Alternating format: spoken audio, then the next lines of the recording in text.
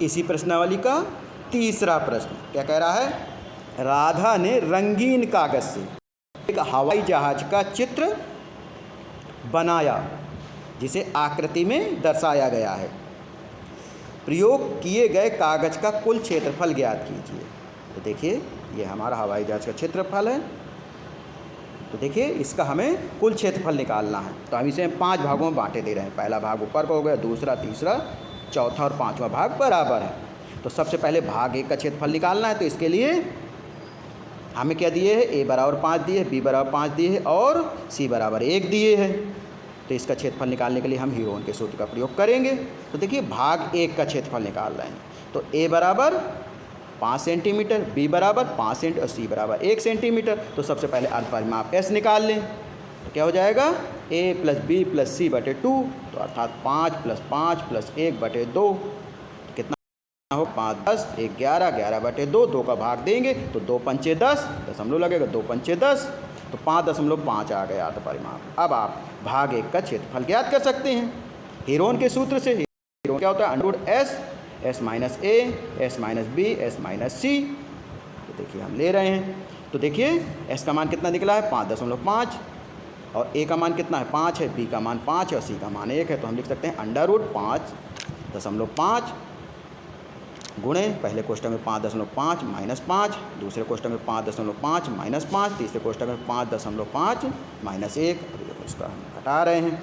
तो क्या आ जाएगा, √5.5 गुणे 5.5 और 5 घटेगा तो क्या आएगा, 0.5, 5.5 और 5 घटेगा क्या आएगा, 0.5, 5.5 में 1 घटेगा कितना आएगा, 4.5। तो हम इसे लिखना चाहें जोड़े के रूप में तो लिख सकते हैं 0.5 गुणे 0.5 ले लिया हमने दोनों पहले।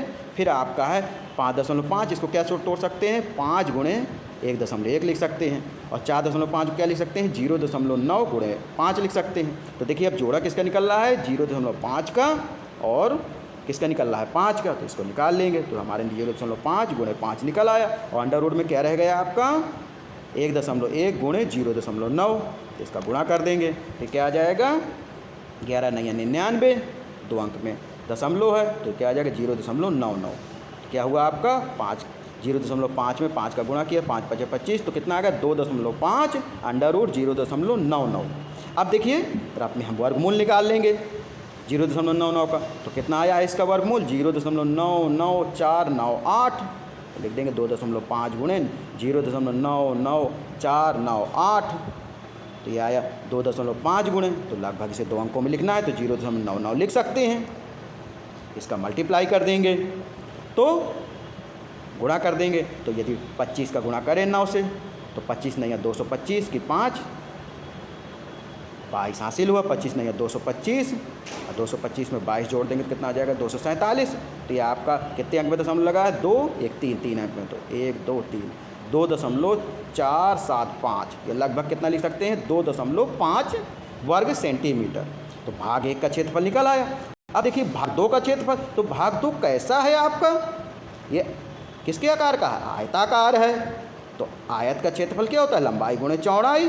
तो 6.5 गुणे 1 आ जाएगा। तो देखिए भाग 2 का क्षेत्रफल निकाल रहे हैं तो लंबाई गुणे चौड़ाई, तो 6.5 गुणे 1, तो इसका क्षेत्रफल क्या आ जाएगा 6.5 वर्ग सेंटीमीटर, या सेंटीमीटर। अब देखिए भाग 3 का क्षेत्रफल निकाल रहे हैं तो भाग 3 कैसा है आपका, समलंब चतुर्भुज है।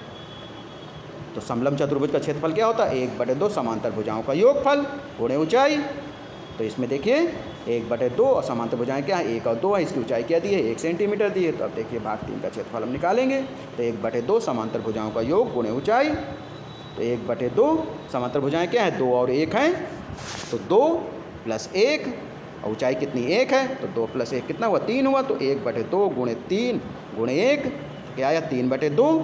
जब 2 का भाग देंगे तो क्या आएगा 1.5 वर्ग सेंटीमीटर। अब देखिए भाग 4 का क्षेत्रफल निकालें तो देखिए भाग 4 कैसा है आपका, तो ये आपका समकोण त्रिभुज है।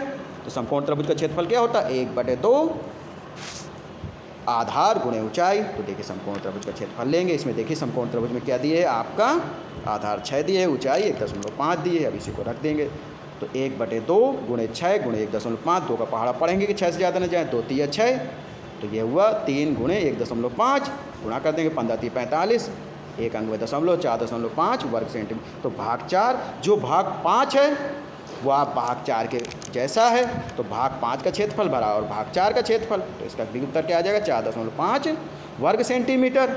अब देखिए कागज के क्षेत्रफल का योग निकालना है, अर्थात पाँचों भाग 1 प्लस भाग 2 प्लस भाग 3 प्लस भाग 4 प्लस भाग 5 का क्षेत्रफल को हम जोड़ देंगे का योगफल। तो क्या आया पहले का 2.5 प्लस 6.5 प्लस 1.5 प्लस 4.5 प्लस 4.5।